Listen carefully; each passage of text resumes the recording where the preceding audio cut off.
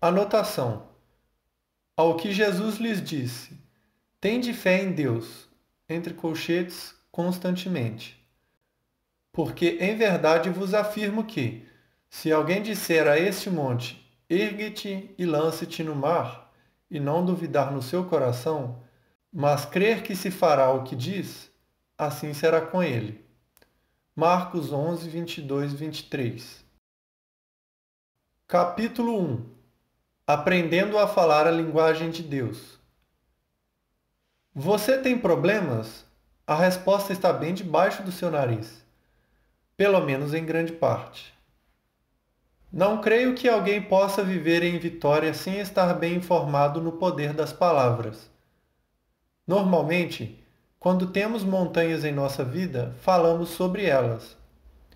Mas a palavra de Deus nos instrui a falar para elas, como observamos nas palavras de Jesus nessa mensagem. Você está falando sobre suas montanhas ou para suas montanhas? Quando Jesus disse para falarmos a nossa montanha, em fé, ordenando que se erga e se lance ao mar, essa é uma declaração fundamental que merece um estudo. Em primeiro lugar, o que falamos para as montanhas em nossa vida? É óbvio que não é para lançar sobre elas a nossa vontade, mas sim a de Deus, expressa em sua palavra. Em Lucas 4, quando Jesus estava sendo tentado por Satanás no deserto, ele respondeu a cada tentação com a palavra de Deus. Jesus repetidamente diz: está escrito. E os versículos citados que vão de encontro às mentiras e decepções do diabo se seguem. Temos uma tendência de tentar isso por um tempo, e quando não vemos resultados rápidos, paramos de falar a palavra para os problemas e novamente começamos a falar nossos sentimentos, que é provavelmente o que nos levou ao começo de tudo. Um entalhador pode martelar uma pedra 99 vezes sem que haja evidência de que esteja acontecendo alguma coisa. Então, na 100ª vez, ela pode partir-se em duas. Cada golpe estava enfraquecendo a pedra, sem que houvesse sinais que o indicassem. A persistência é um elo vital para a vitória. Devemos saber em que cremos e dedicar-nos a conhecê-lo até ver o resultado. Obediência e perdão são tão importantes quanto fé e perseverança. Por isso vos digo que tudo quanto em oração pedirdes, crede, acredite e confie que recebestes, e será assim convosco. E quando estiverdes orando, se tendes alguma coisa contra alguém, perdoai. Esqueça, para que vosso Pai Celestial vos perdoe as vossas próprias ofensas. Mas se não perdoardes, também vosso Pai Celestial não vos perdoará as vossas ofensas. Marcos 11, 24 ao 26. Para ter certeza de que mantemos o equilíbrio neste ensinamento, deixe-me dizer-lhe que falar a palavra de Deus é algo poderoso e absolutamente necessário para vencer. No entanto, essa não é a única doutrina da palavra de Deus. Por exemplo, a obediência é igualmente importante. Se uma pessoa pensa que pode viver em desobediência e ao mesmo tempo falar a palavra de Deus para suas montanhas, e ainda assim ser vitoriosa, ficará profundamente desapontada, como Jesus demonstra claramente nesta passagem. Marcos 11, do 22 ao 26, deve ser considerado como um todo. No versículo 22, Jesus disse que devemos ter fé em Deus. No versículo 23, ele ensina a liberar a fé falando para as montanhas. No versículo 24, ele fala da oração e da importância de orar, crendo. No versículo 25, Jesus manda perdoar. E no versículo 26, ele afirma claramente que, se não perdoamos, também nosso Pai Celestial não perdoará as nossas ofensas. Não há nenhum poder em falar a uma montanha se o coração estiver cheio de falta de perdão. E esse é um problema endêmico entre os filhos de Deus. Multidões de pessoas que aceitam Cristo como seu Salvador pessoal se decepcionam ao tentar colocar em prática um dos princípios de Deus, enquanto ignoram completamente outro. Obediência é o tema central da Bíblia. Para muitos de nós, a vida está um caos por causa da desobediência. A desobediência pode ser resultado de ignorância ou de rebelião. A única maneira de sair do caos é arrepender-se e retornar à submissão e à obediência. Não ignore os sis e os mas. Se atentamente ouvires a voz do Senhor teu Deus, tendo cuidado de guardar todos os seus mandamentos que hoje te ordeno, o Senhor teu Deus te exaltará sobre todas as nações da terra. Se ouvires a voz do Senhor teu Deus, virão sobre ti e te alcançarão todas estas bênçãos. Deuteronômio 28, 1, 2. Por favor, observe os sis nesta mensagem. Com muita frequência, escolhemos ignorar os sis e os mas na Bíblia. Considere, por exemplo, 1 Coríntios 1, do 9 ao 10. Fiel é Deus, confiável, fidedigno e, portanto, verdadeiro em suas promessas, e podemos depender dele, pelo qual fostes chamados à comunhão do seu Filho Jesus Cristo, nosso Senhor. Rogo-vos, irmãos, pelo nome de nosso Senhor Jesus Cristo, que faleis todos a mesma coisa e que não haja entre vós divisões. Antes, sejais inteiramente unidos, na mesma disposição mental e no mesmo parecer. Deus é fiel, e nos beneficiamos dessa fidelidade ao honrá-lo em obediência nos relacionamentos. A desobediência não muda a Deus. Ele é fiel apesar da desobediência. A obediência, no entanto, abre a porta para a bênção, que já foi liberada por causa da bondade de Deus. Este livro seria uma tragédia, na minha avaliação, se eu tentasse ensinar que podemos receber o que dizemos sem esclarecer que isso deve se alinhar com a palavra de Deus e sua vontade. Falar para as nossas montanhas não é um passe de mágica ou encantamento que usamos quando estamos com um problema, ou quando queremos alguma coisa e continuamos num estilo de vida desobediente e carnal. Crianças. Eu, porém, irmãos, não vos pude falar como a homens espirituais, e sim como a carnais, homens na carne, nos quais a natureza carnal predomina, como criança, na nova vida, em Cristo, incapazes ainda de falar. 1 Coríntios 3, 1. Enquanto estivermos na carne, devemos orar e esperar que Deus nos mostre misericórdia e não nos dê o que pedimos. Falamos muitas coisas que são da nossa vontade e não da vontade de Deus, simplesmente porque não conhecemos a diferença.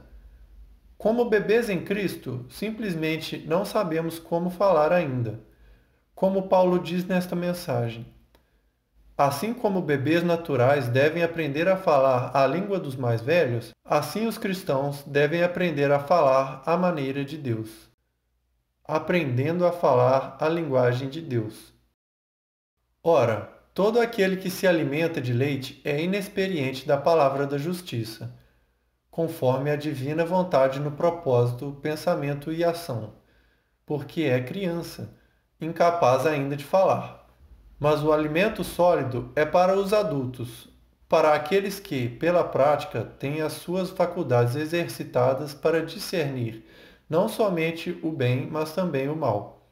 Hebreus 5, 13 ao 14. Precisamos de tempo para aprender a palavra de Deus e conhecer seu coração. Embora muitas coisas estejam claramente definidas na palavra e seja óbvio qual é a vontade de Deus, há outras coisas que não estão escritas em preto e branco. Devemos conhecer o seu coração e ser guiados pelo Espírito.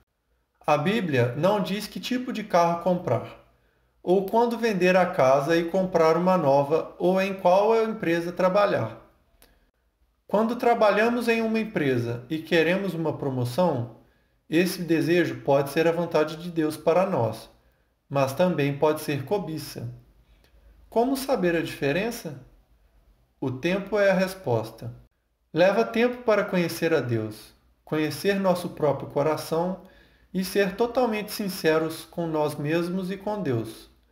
Leva tempo para aprender sobre motivações e discernir se as nossas são puras. Se for da tua vontade. Nada tendes porque não pedis, ou pedis a Deus e não recebeis, porque pedis mal, para quando consegue o que deseja, esbanjardes os vossos prazeres. Tiago 4, do 2 ao 3. Uma vez ouvi dizer que uma pessoa de fé nunca orará, se for da tua vontade. Não houve nenhuma outra explicação. Portanto, como uma recém-convertida, tomei a declaração ao pé da letra. Da mesma forma, ouvi que eu poderia ter o que dissesse, mas ninguém me falou que eu precisava crescer. Talvez alguém tenha dito, mas estava tão cheia de mim mesma que não ouvi. Estava totalmente fora do equilíbrio. Eu queria o que queria e pensei que tinha encontrado uma nova forma de conseguir. Há algumas coisas tão claras na palavra de Deus que não temos que orar, se for da tua vontade. A salvação é um bom exemplo. Em 1 Timóteo 2, do 3 ao 4, a Bíblia declara que é da vontade de Deus que todos sejam salvos e cheguem ao seu pleno conhecimento. Eu nunca oraria, querido Pai Celestial, peço em nome de Jesus que salves, entre colchetes, nome da pessoa que está lendo, se for da tua vontade. Eu já sei que é da vontade de Deus salvar aquela pessoa. Tiago 4:2. Tiago 4:2 diz que não temos porque não pedimos. O versículo 3 diz que, às vezes pedimos e não recebemos porque pedimos mal e por motivos egoístas. Percebo que às vezes é difícil pensar isso de nós mesmos.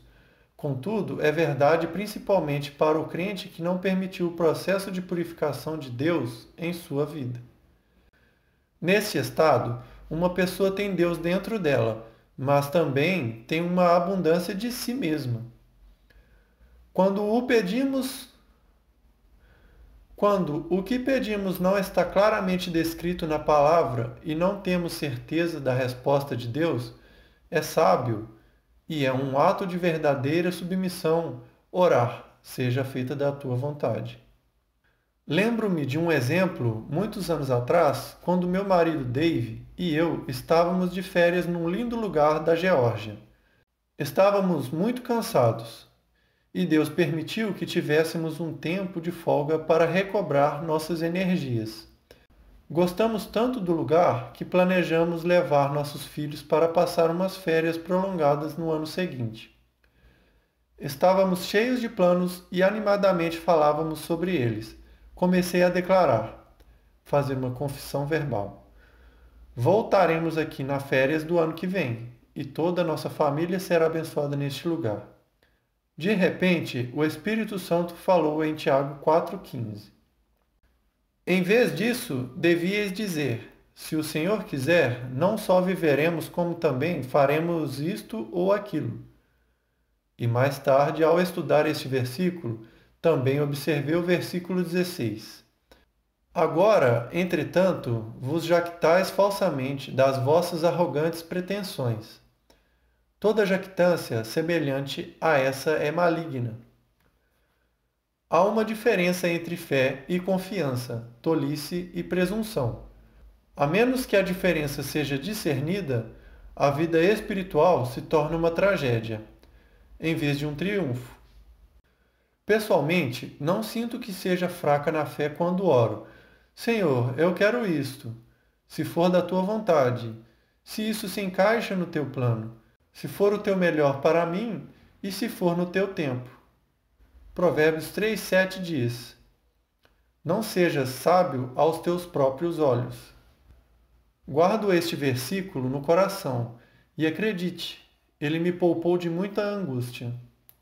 Houve um tempo em que pensei que soubesse tudo e que, se todos me ouvissem, nos daríamos bem. Descobri, no entanto, que não sei absolutamente nada comparado com o que Deus sabe. Devemos resistir à tentação de brincar de ser o Espírito Santo. Pelo contrário, devemos deixar Deus ser Deus. Equilíbrio, sabedoria, prudência, bom senso e bom julgamento. Todo prudente procede com conhecimento, mas o autoconfiante, insensato, espraia a sua loucura. Provérbios 13:16. Percebo que, nos meus 20 anos de observação no reino de Deus, que pessoas e mestres têm dificuldade com o equilíbrio. A doutrina que se refere ao poder das palavras, à língua, à confissão, a proclamar as coisas que não são como se fossem e chamar coisas à existência é um exemplo pelo qual tenho visto pessoas chegarem ao extremo. Parece que a carne quer viver à beira do caminho e tem dificuldade em se manter nos limites da segurança. Sede sóbrios, temperados e equilibrados, e vigilantes. O diabo, vosso adversário, anda em derredor como leão que ruge, com uma fome feroz, procurando alguém para devorar. 1 Pedro 5:8. Os extremos são, na verdade, o playground do diabo. Se ele não pode levar um crente a ignorar completamente uma verdade e viver decepcionado, sua próxima tática será torná-lo tão parcial e sem equilíbrio com aquela verdade que não estará numa condição melhor do que antes. Às vezes, ele estará bem pior. A sabedoria é o tema central da palavra de Deus. Na verdade, não há verdadeira vitória sem ela. No Webster 2, New College Dictionary, sabedoria é definido como 1. Compreensão do que é verdadeiro, certo ou duradouro. 2. Bom julgamento, senso comum. Tenho lidado com muitas pessoas nos últimos anos, tanto leigos quanto ministros da igreja, que simplesmente não usam o bom senso. A sabedoria não é radical. Provérbios 1, do 1 ao 4, diz que a sabedoria é cheia de prudência e a prudência é boa dispenseira. Neste mesmo dicionário, prudência é definida como administração cuidadosa, economia. O adjetivo prudente é definido como usar bom julgamento ou bom senso ao lidar com assuntos práticos. Creio que podemos dizer que sabedoria é uma combinação de equilíbrio, bom senso e bom julgamento. Um mestre da Palavra de Deus tem a responsabilidade de se fazer entender de maneira sensata, para que os crentes de qualquer nível espiritual o compreendam. Fazer uma declaração generalizada de que você pode ter o que diz, sem qualquer explicação, é perigosa para o cristão imaturo. Creio que, como mestres chamados para treinar os filhos de Deus, é nossa responsabilidade perceber que nem todos que nos ouvem compreendem essa declaração. Significa que você pode ter o que diz, se o que diz está alinhado com a palavra e a vontade de Deus naquele momento particular. As pessoas carnais ouvem a mensagem com um ouvido carnal. Durante seu crescimento espiritual, elas podem ouvir a mesma mensagem de maneira completamente diferente do que ouviram da primeira vez. Isso não quer dizer que a mensagem estava errada, mas um pouco mais de esclarecimento poderia ter evitado que os bebês espirituais ficassem inseguros. A maioria dos mestres tem uma tendência própria em seus ensinamentos, o que é legítimo. Isso tem a ver com o chamado de Deus na vida deles. Alguns são chamados para exortar e manter os filhos de Deus animados, zelosos e perseverantes. Outros podem ser chamados para ensinar a fé e outros prosperidade. Há aqueles que são chamados para ensinar quase que exclusivamente finanças. Muitos têm sido chamados para ensinar e ministrar sobre cura. Penso que quando as pessoas são chamadas para fazer alguma coisa, estão tão cheias do que Deus colocou nelas que, se não forem cuidadosas, podem ficar tendenciosas. podem começar a agir como se o que estão ensinando fosse a única coisa importante na Bíblia. Isso pode não ser intencional, mas novamente sinto que é nossa responsabilidade ter certeza de que estamos apresentando o material de forma equilibrada, lembrando que os bebês em Cristo só conhecem o que ministramos a eles e nada mais. Creio fortemente no poder da confissão. Creio que devemos falar para nossas montanhas e também que muitas, se não a maioria, das respostas aos problemas estão definitivamente bem debaixo de nosso nariz, na língua. Creio fortemente na maturidade do crente, na crucificação da natureza carnal, na morte do egoísmo, na necessidade da obediência e na submissão ao Espírito Santo. Em outras palavras, não estou tentando ensinar algo que somente o ajude a sair do problema ou conseguir algo que você queira. Tenho esperança de ajudá-lo a aprender como cooperar com o Espírito Santo para ver a vontade de Deus cumprida em sua vida.